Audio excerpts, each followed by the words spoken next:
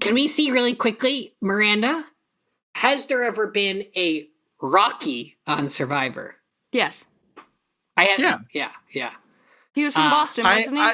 So that song that I wrote, I picked the name Rocky for the character arbitrarily. I didn't know. I didn't remember there was a Rocky on the show. But Eddie thought I was writing from that. I imagined Rocky the whole time. Yeah. Gotcha. When Eddie finds a mistake of mine, he just likes to keep turning. No, I don't want to be alone. Turning.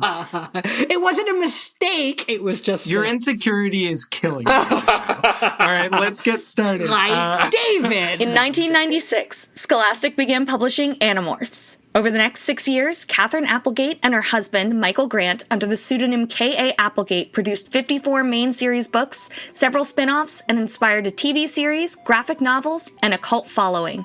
We can't tell you where we live. We can't even tell you our last names. But we can tell you our thoughts and feelings on this series, book by book. I'm Miranda. I'm Eddie. And I'm Chris. And we are... the Anidorks!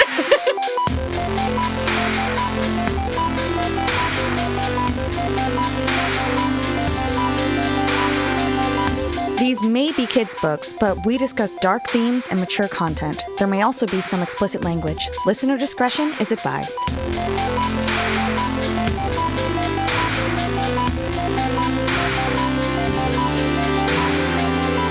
All right, so you guys, we had to run at the end of that last episode Because we thought K.A. Applegate had called the K.A. phone.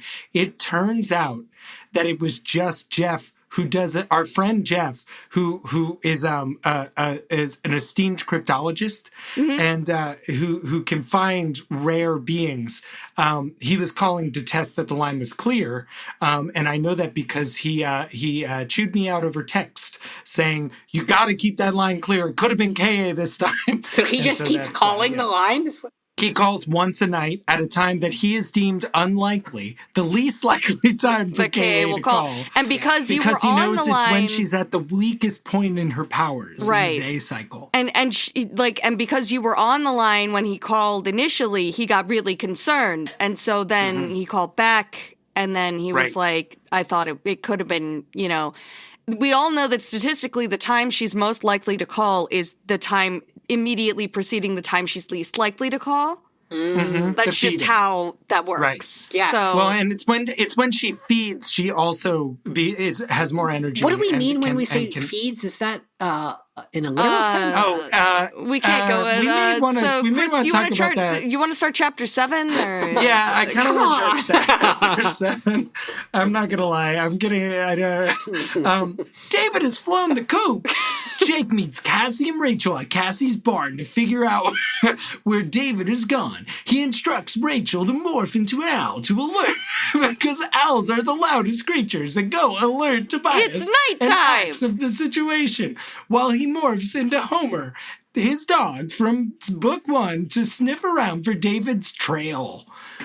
Cassie retrieves one of David's shirts and lets Doggo Jake, no longer Daddy Jake, sniff it in order to start his search. Yeah, Doggo not have daddy energy. That's like somehow the most like mixing of Gen Z creature. and millennial that I feel like I could do. It's like Doggo. Because Daddy never Eepy. Well, it's like Doggo Daddy is so often millennial. But he's not just. Don't use that on the soundboard, It's okay? just a little guy. Daddy is often Daddy Eepy is on the soundboard. Can we do a soundboard on the Discord? Is that possible? Yeah. It is, actually. All right, let's do that. So I want to morph Homer real bad. He's so happy. I think we just want unhappy. this book to morph into Homer, because this book needs a little bit of Homer's levity and hope. Yeah, it's true. Yeah. I actually wrote a note, Miranda. It's crazy that you say that. The one note I have for this is morphing dog sounds like a drug, and I would take a hit of it. Yo, you haven't had morphing dog? You trying to morph dog tonight? I'm so glad that Homer's still showing up. Yeah. Yeah, absolutely. Something I wanted to talk about in chapter 3 was that we're really seeing the solidification of Cassie and Jake's duoism. Codependency. Close. But I was just going to say, like, more than ever, it's giving, like, we've said this before on the show, but, like, it's giving Deanna Troi and Picard. Like, they are fully now aware of, like, what she can do that Jake can't do.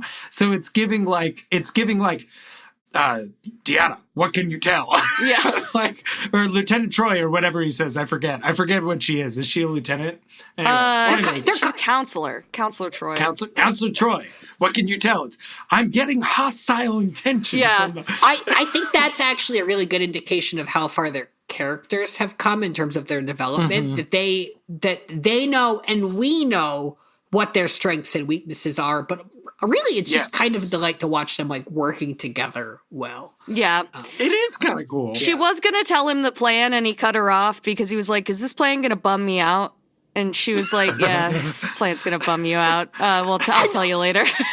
I feel like that dynamic has happened between us at this point where I'm like, is this story going to bum me out? Please don't tell me. Like, I feel like the plan isn't that much. This is the team that once went into the truck ship without a plan, without knowing where to go. Right. This plan's a great plan. It's a plan they've basically done before. I'm sorry, I'm getting ahead of myself, but... No, it's okay. But the way in which they engaged with the truck ship was akin to if the Rugrats had crawled into the front of a cannon.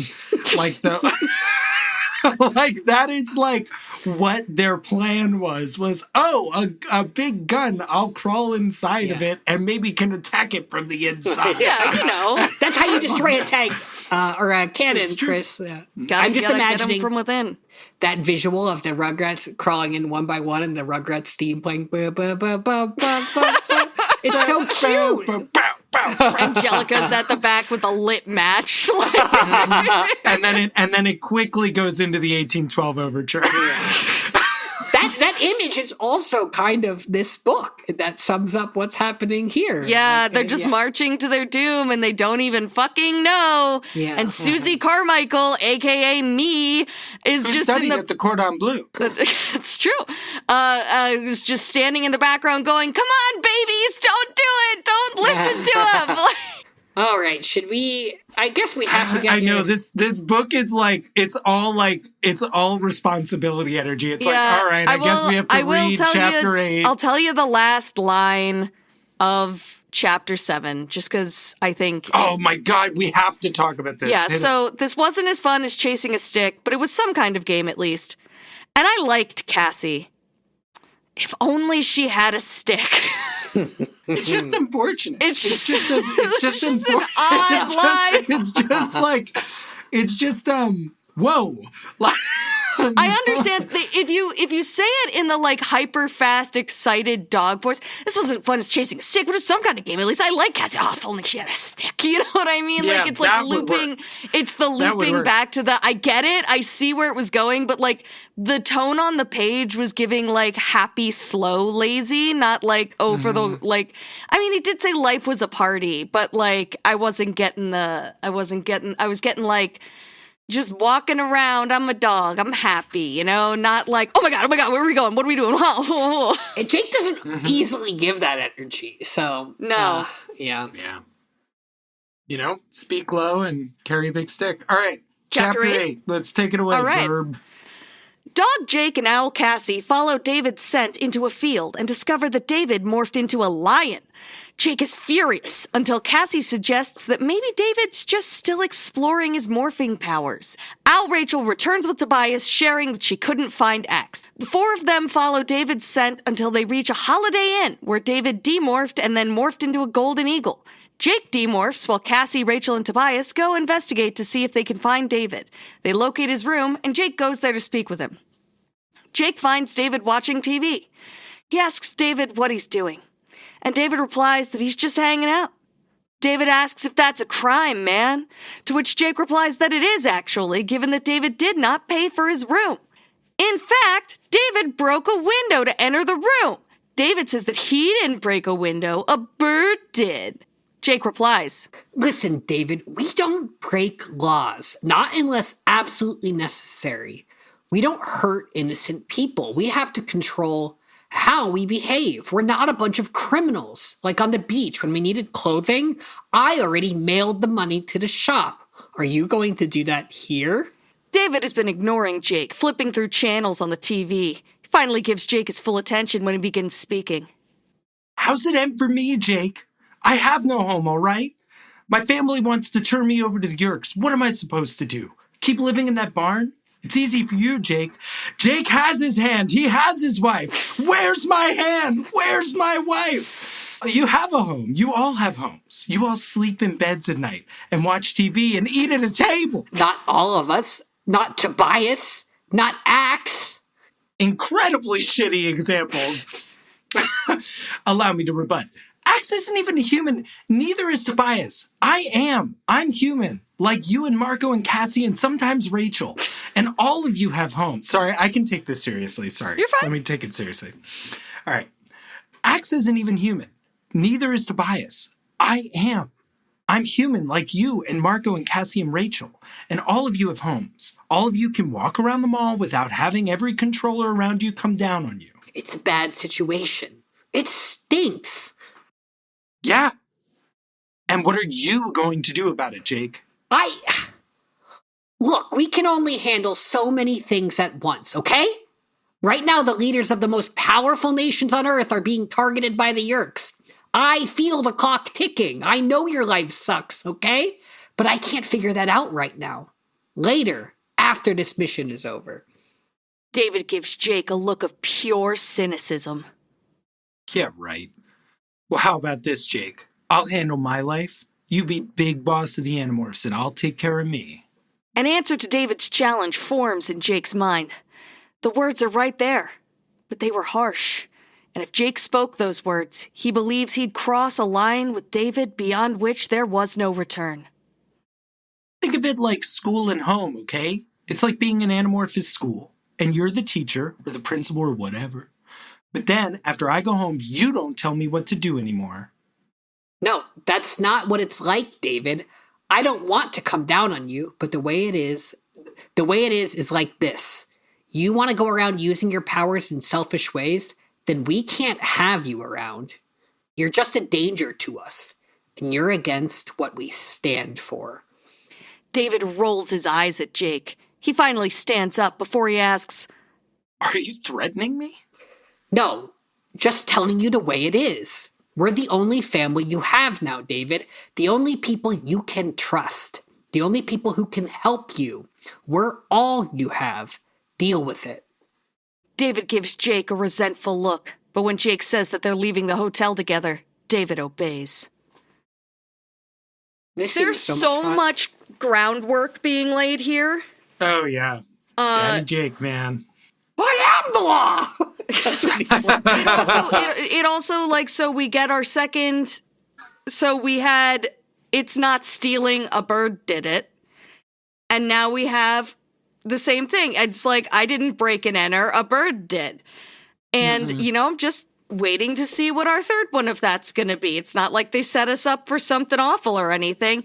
But also, I want to go back to the cheetah problem with David, because David is, again, like, the cheetah stole the jewelry, so I didn't commit the crime. But when they find you with the jewelry, David, and when they find you in the room of the Holiday Inn with the broken window, it is not going to matter that the bird did it or the cheetah did it. You're in possession of stolen goods. Yeah. There's also just like this, and I feel like maybe there's something here with this David Marco comparison, that there is a way in which this escalation could be fun and maybe even challenge Jake in a meaningful, funny, playful, mischievous way. But it's like, because there was a little bit of me that was like, yeah, I like David challenging Jake with like testing. It feels testing nice to have the status quo shaken up. You know what I mean? Like that does feel true. And I see what you mean.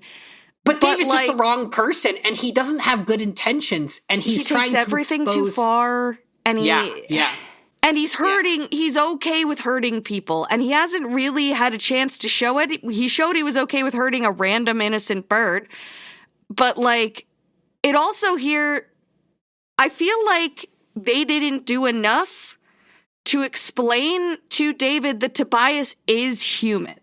Was and never known Tobias as a human, I guess. Shows right? in this moment. They did tell him he got trapped in Morph, but he says here they're not human of Axe and Tobias. Yeah. And while that is true, it is telling that he truly thinks of them as animals. I mean, he doesn't say that here, but when we start to see tendencies like that come out, moments like this that didn't feel so sinister when they happened kind of take on this, he wasn't just saying they're not human like they're not in human bodies. He was like, they're not people.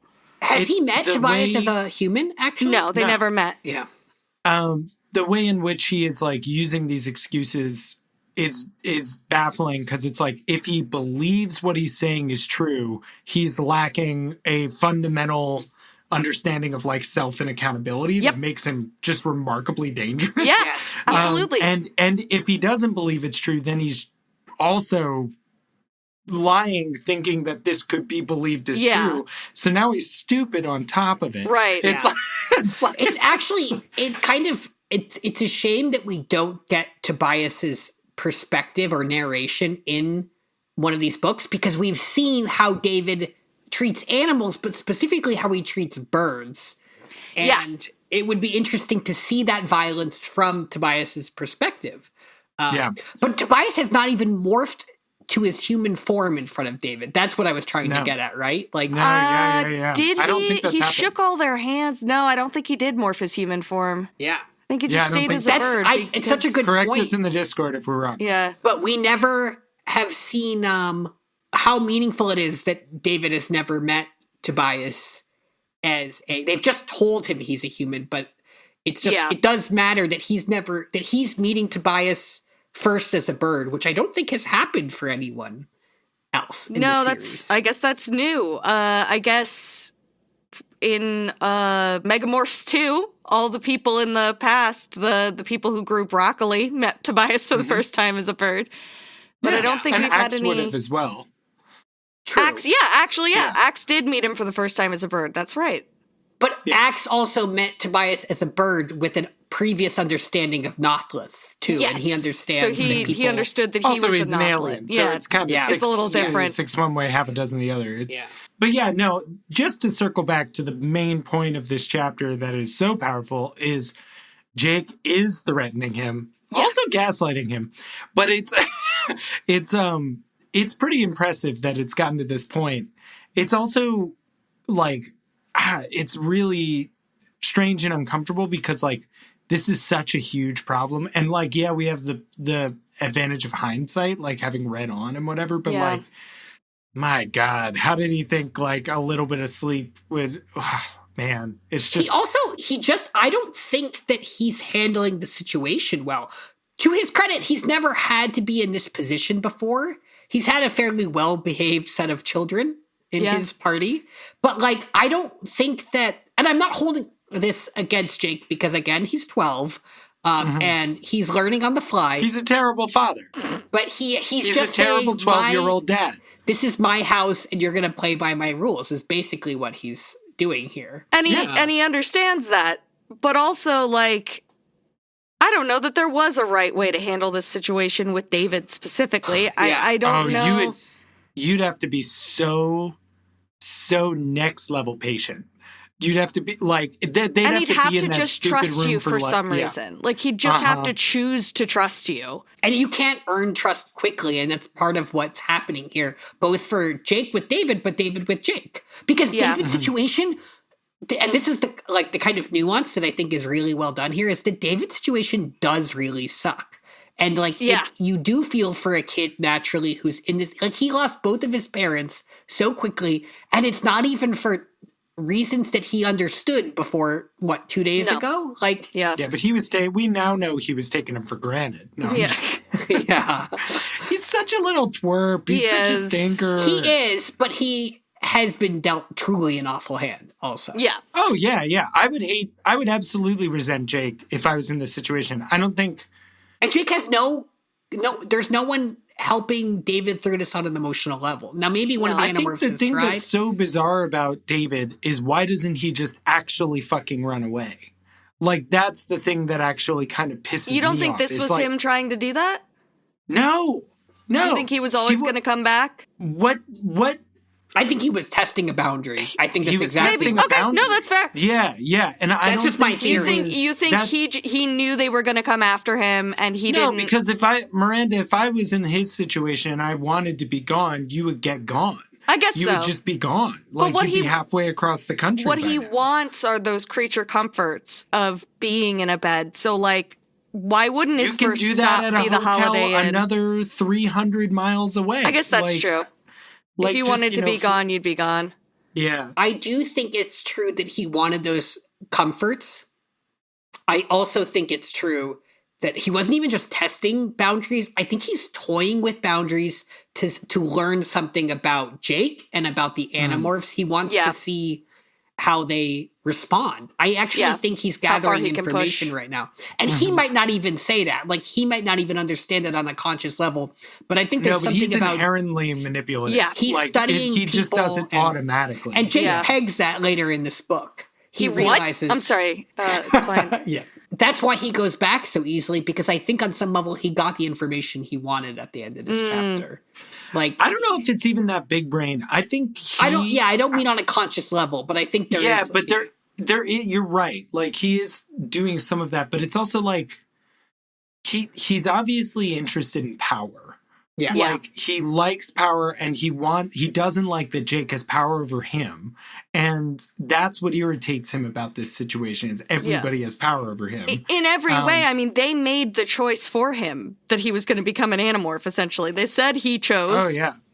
But, like, he was not really able to make another decision in that case. No. Yeah. Can we go a little bit further with this, actually? Because there's one more thing I thought of that I want to talk about, which is, like, the absence of Axe in these books. Like, Axe was not really here last book, and he's not really here now. And I can't tell if...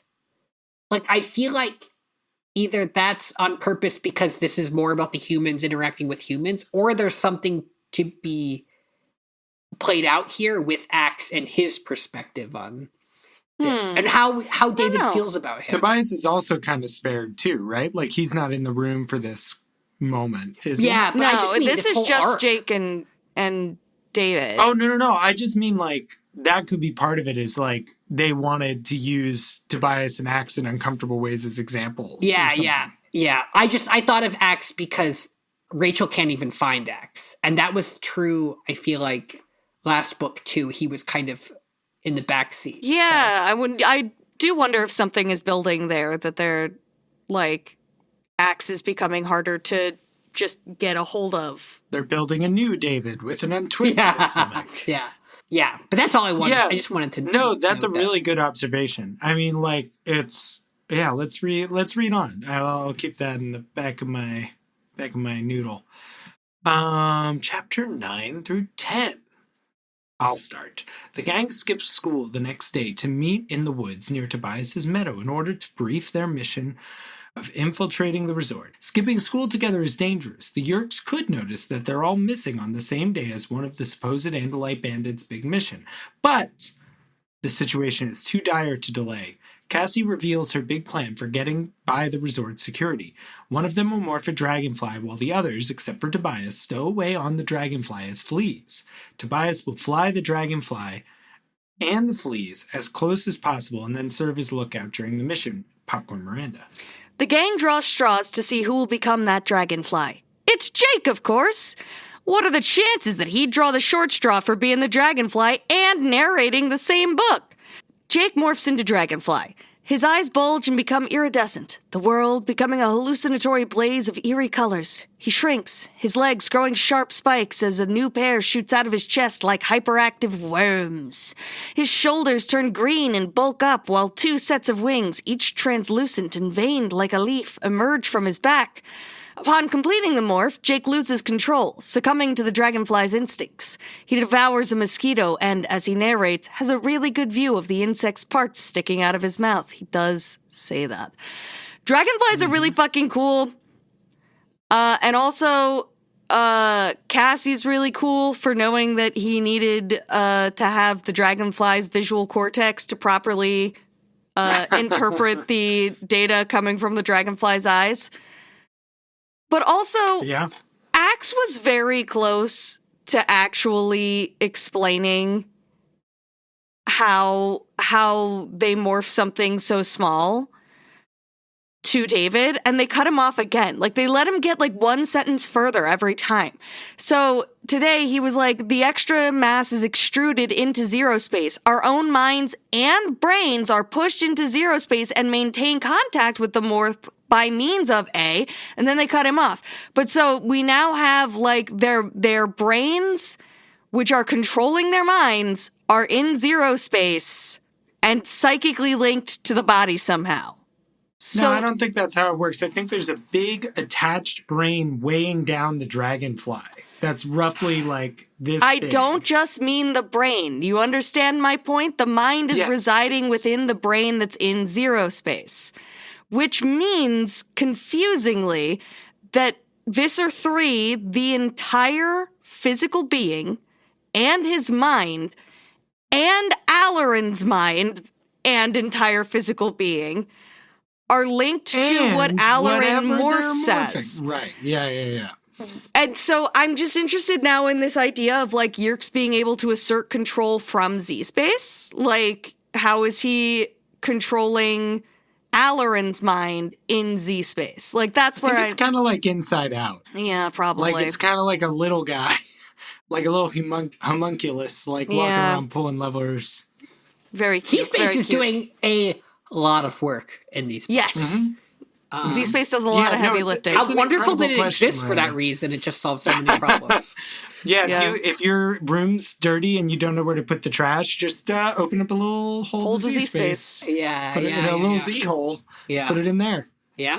There is a fun little, Miranda, it was your comments about Cassie that made me think of this, and almost like Magic School Bus quality. I feel like there was a kid on Magic School Bus who served this role too, who was like, while something enormously traumatic was happening, had the kind of scientific brain to comment on it and explain, like, well, isn't it interesting that even if this is kind of scary for you, this is what's actually happening right now. And Cassie, even when they were falling earlier in the book, had that presence of mind to be like, cockroaches won't act like falling out of a plane, and our mass is not enough to and she's kind of becoming that character. It's terminal velocity, right? Yeah. It's like they were talking about how it's like your mass, and it's like, well, yeah, mass is part of it, but it's also like the fact that there's enough air resistance and you don't have enough mass. Yeah. It's like all mass feathers in a vacuum fall at the same speed as cockroaches. True. But she just has this kind of detachment from the danger at times when it would be interesting for the reader or the kid. We'll see that she seems to have an ability to center herself, you know? That seems to be something. And identify the teachable moment. Yeah. Right, like Miss Frizzle. Yeah. Was that Miss Frizzle in the books? It wasn't a kid who always did that? I don't remember. I think the kids Dorothy Ann would do it. DA would always be like, according to my research. Yeah, but also sometimes it would be like, if it was Phoebe, it would be like, at my old school, I learned that, you know, and so it's like, and the different kids had different interests, I feel like, so and sometimes Arnold would they would just say, I knew I should have stayed home. Yeah. This doesn't make me feel very good. That's what he's always like that. No, he doesn't say that. No, because I knew I should have stayed home today. I knew I should. This doesn't make me. That's like We Have Arnold at Home. Something I didn't hit in the summary, but that I want to point out is that they're all kids. Everyone who isn't Jake or Tobias is going to be a flea, and they're going to have to bite Jake the Dragonfly to hold on. And this is very disturbing for them in a way that, like, I feel like more disturbing things have happened, but it really bothers them. Yeah, they seem to really, really get hung up on this whole idea that they're going to have to chomp him. And they chomp worse. It's like, and they've been ants and they've been termites and all these things, and they're like, I'm gonna have to bite a dragonfly as a flea. Oh, well, I mean, no. this is particularly disturbing. I mean, let's be honest. It's like, okay, There were so mosquitoes a couple books ago. But imagine you're at a party, with all your friends, and one of your friends is going to get huge, and then you're going to just bite on to the side of your friend's abdomen, enough to break the blood, but not enough to hurt your friend, and you're told that it's just totally okay. Like, it could be fine, but I think, I think I would struggle with that. I think if it were for something this important, if they told me, and we're going to save the world, I'd get past it. But that's what they say at every orgy. And that's the thing. I'm staying home. I'm just joking, but it did sort of say no, I see what you mean. For that joke, and I good, could see that Eddie wasn't going to make that joke. If there's anything the orgy else, will save the world. That's the. I also just thought if they do say that at an orgy, that's a very fucking funny thing to say. Yeah, that's true. It's the promise of every cult, and it happened in It. I think in It they had to have an orgy. They did, yeah. I don't know that they had to, but they did do that. It doesn't happen. It doesn't Yeah. happen in Moonstruck, which I like way better. So anyway, I just want to I know it was a different time, but he does mention that he says that Cassie was towering above him like the World Trade Center, and when are we going to tell them? Well, when are we going to tell them? And here's the thing. I have this up here. Kay knows at this point. She's traveled. She's going back. Right. You're wandering a little to the left, Tobias said. Straighten up. Yeah, that's good. You're on target and closing fast. It's like watching tapes from Desert Storm, Rachel said. Yeah. Like Tobias is the jet pilot and we're the smart weapon going for the target. And I'm like, damn, dude. It's, the world was a dark and terrible place back then, as it is now. But it's just incredible how long we've been televising war. It's impressive. Yeah. I don't know. What war are you guys going to watch after this? I want to point out there was a moment where I had some clarity about who I was friends with in Chris. When we were 10 or 11, maybe even younger. Chris, you were sleeping over at my house. We've had a story already about me sleeping over at the Baldy's Manor. As a 10-year-old. Yep, as a tiny adult. Yeah. Yes. And but in this story, Chris is sleeping over at mine, and Chris starts arguing with my mother about discussing Desert Storm with my mom. And I had no concept of Desert Storm, but you were like 9 or 10 and you were having There's no way I knew about Desert Storm. You knew something about Desert Storm. You had an opinion about Desert Storm, and I... Yeah. Well, I knew it was a mistake. And you shouldn't have known it was wrong what we did. Yeah. Never get into a land war in Asia. That's what my father always taught me. Yep. Mm-hmm. Yeah. And I knew that at 9. So chapter 11 and 12, land war in Asia, shall we? Land war in Asia, let's go. Meet you there. We jump to Dragonfly Jake transporting his friends, all in flea morph, into the resort. Daddy Dragonfly Jake? Yay. Tobias has already completed his job of flying the others to the general area of the resort, and now he is helping Jake scout an entrance into the building. Unfortunately, Tobias cannot locate a single open window for Jake to enter. Then Tobias has an idea. The bellmen are all wearing hats, and they tip their hats whenever the guests arrive at the resort. What if Jake zipped underneath one of those hats during that brief window when a bellman is greeting someone? Then Jake and the others could travel with the bellman into the building, all the way to the guest's room. Jake is skeptical of this plan, but he manages to get under the hat on the first try, which allows him to infiltrate the resort. Popcorn Eddie. The next time that the bellman lifts his hat, Jake zips out and flies towards the ceiling where he enters the air conditioning vents. He has to hurry because he and the others stowed away aboard him are approaching the 2-hour morph limit. Jake searches for a safe place for everyone to demorph, but he can't find a single room free of people. He looks through one vent into a huge ballroom and sees something incredible, though he does not reveal to the other Animorphs or the reader what he sees. And we're not going to reveal it to you this episode either. With only 3 minutes remaining, Jake panics. Killing me. Flying into a spider web. I wanted to know so bad. I actually, when I read Chris, this, I please closed... stop typing. Sorry. I was adding my notes in for the... I closed my book here.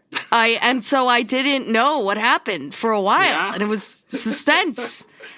With only 3 minutes remaining, Jake panics, flying into a spider web. He and the others are trapped in a web of lies. No, of a spider web. Of a spider who is home and hungry. Okay. I forgot that you had more of the summary to read. I apologize. Yes, not only did I need to know what was in that ballroom, I needed to know what Jake was going to do about being caught in a spider's web.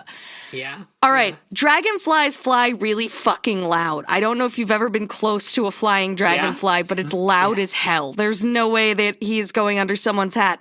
And then he's like, oh, I can just hover. But he's like, they barely talk about it, but he has to actually try to match the speed of the walking bellman.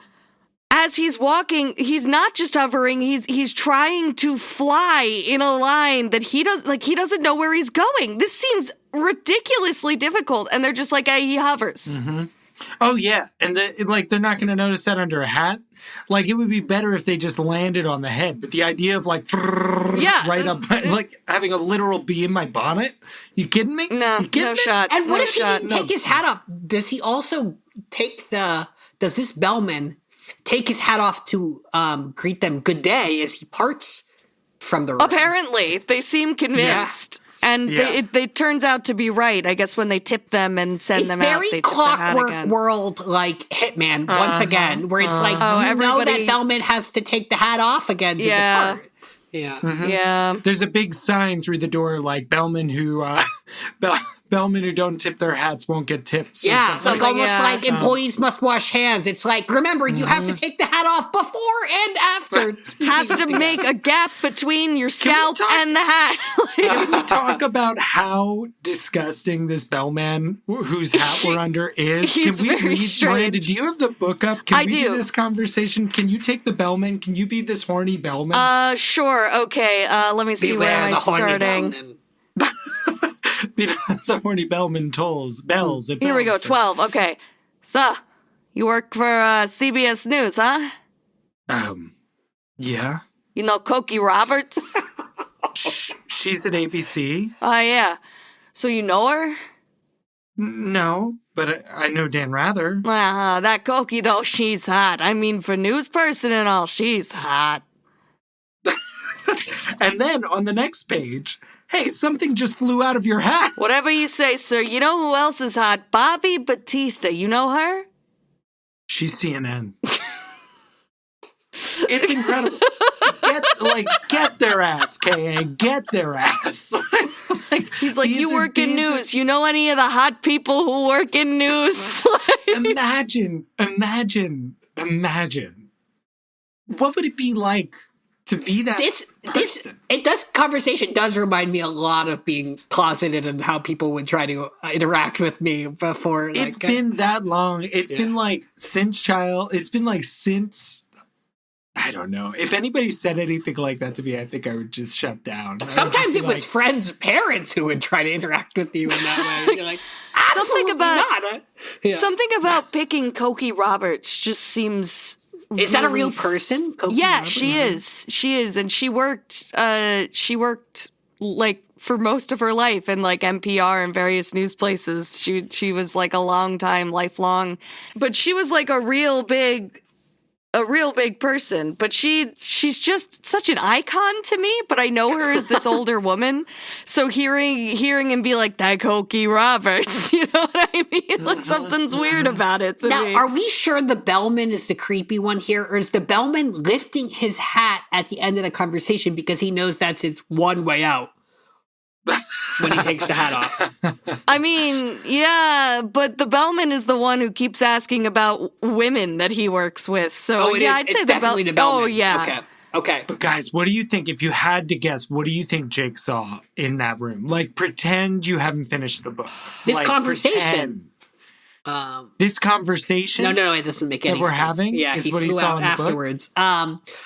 For some reason, what I imagine is in Metal Gear Solid, you sneak around a lot of vents and you peek into rooms, and maybe he saw Metal Gear. That's what I think. Oh he my saw. God, Whoa, he saw Metal Gear. Yeah. That's so cool. You know what? I think he saw a cardboard box and no one under it. Just no way anyone's on. No, then they would have fallen in the room. He saw a cardboard box And no you way don't that tip no one's over the under it. cardboard box. No. No, nobody tip it. That's so cool. That's an empty cardboard box. That's what you see when you say when you see it. Eddie, give one more guess. Escalate it. Well, it's not Metal Gear. It's not a cardboard box. It's not Metal Gear, and you want me to escalate it? Escalate it. Well, I think it's your else. turn to escalate it. All right. I think he looked in that box, in that room, and it was a cardboard box, but it was flipped upright, and inside of it were a bunch of Pikachu plushies. In 1997? Whoa! Oh my God. He's like, we can't go in there. If we get bug guts on the Pikachu plushies, I'll never forgive myself. We can't we'll go never in be there. able to retire. Wow. Warhammer 401k. It's too bad they can't obtain Pikachu or any Pokemon morphs. That's not an option for these kids. Oh, man. It'd be really cool. We really... Hold on. Maybe we should go out on an awkward note for once. That's not what we always do.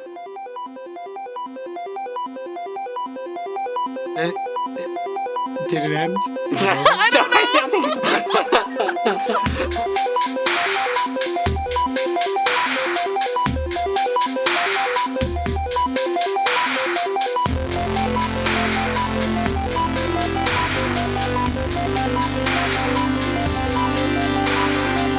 Thanks for listening to Anidorks. We'll be back soon with lots more to say. Until the Andalites return, or at least until next time. See you soon.